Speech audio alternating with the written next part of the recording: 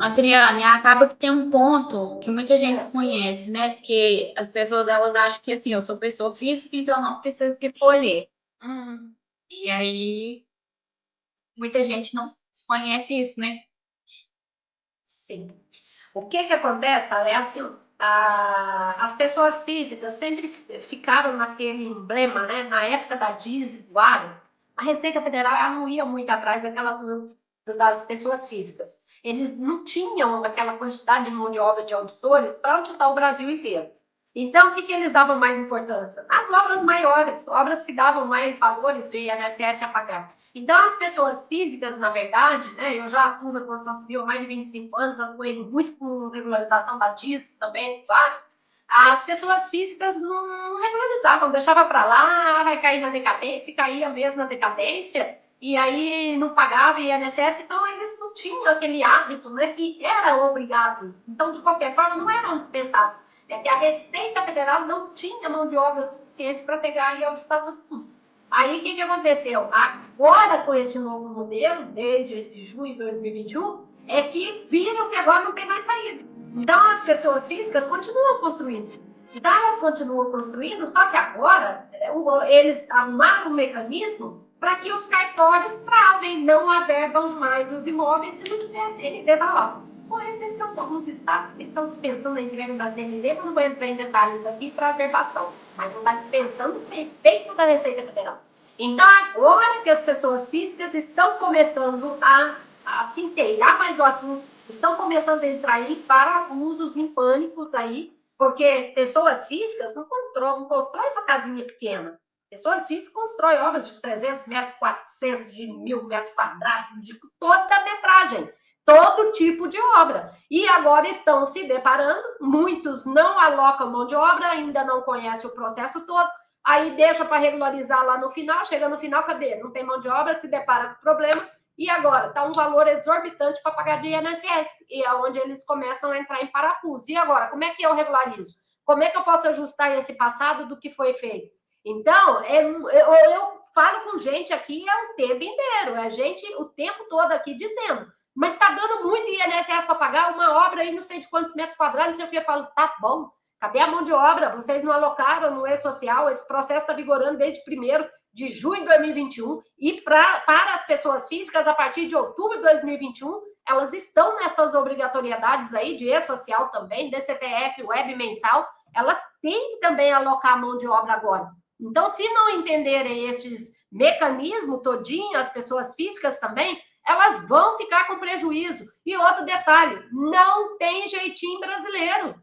É tudo automatizado, é tudo cruzado as informações são todas cruzadas, não tem como lá tirar aquele débito, mudar, modificar, a não ser igual muita gente está fazendo aí errado, distorcendo algumas coisas para as pessoas físicas, mas eu não vou entrar em detalhes que não é nesse dia de hoje.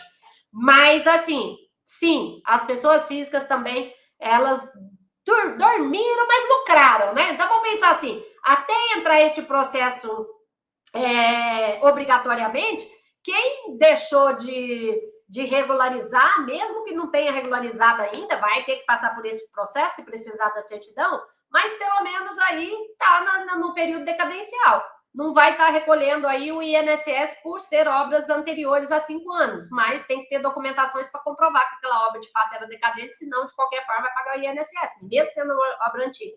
Então, assim, por isso, agora sim, as pessoas físicas estão começando a aprender, se alertar mais e sabendo. Vai construir, tem que saber que tem um INSS ali para pagar também, além do ISS da prefeitura. O INSS é da Receita Federal. Entendeu?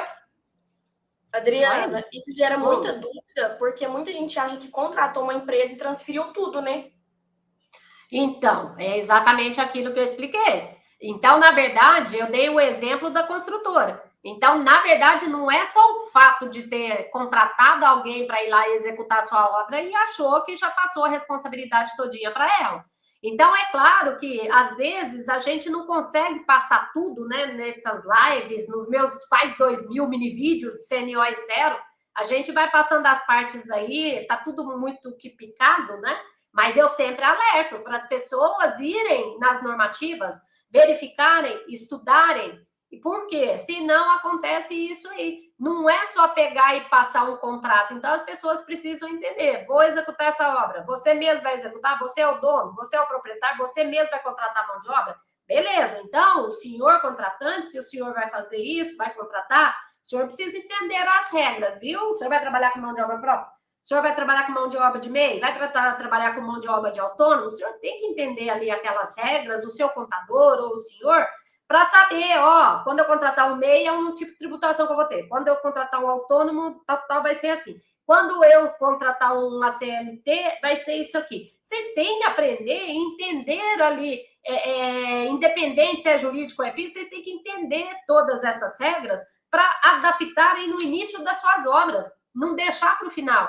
E é o que a gente está conversando. Se de repente, você pessoa física, eu, Adriana, pessoa física, vou executar a obra, eu não quero dor de cabeça com funcionário, ter que contratar isso, aquilo, que nada, eu vou contratar mesmo aí uma construtora para executar tudo para mim. Mas eu, Adriana, quando eu for contratar essa construtora, eu tenho que ter um mínimo, um pouquinho de entendimento para saber quais seriam as responsabilidades daquela construtora para com a minha obra que ela vai executar para mim. Eu tenho que saber e, de repente, até proibir no meu contrato, falar assim, ó, eu não quero que você terceiriza não, viu? Eu quero que você execute, a responsabilidade vai ser sua, não sei o quê. Então, é aí que as pessoas têm que começar a tomar esse cuidado para saber colocar nos contratos aquilo que, de fato, é o que vai acontecer. Para que futuramente aí, de repente, pelo menos tire um pouquinho da responsabilidade. Senão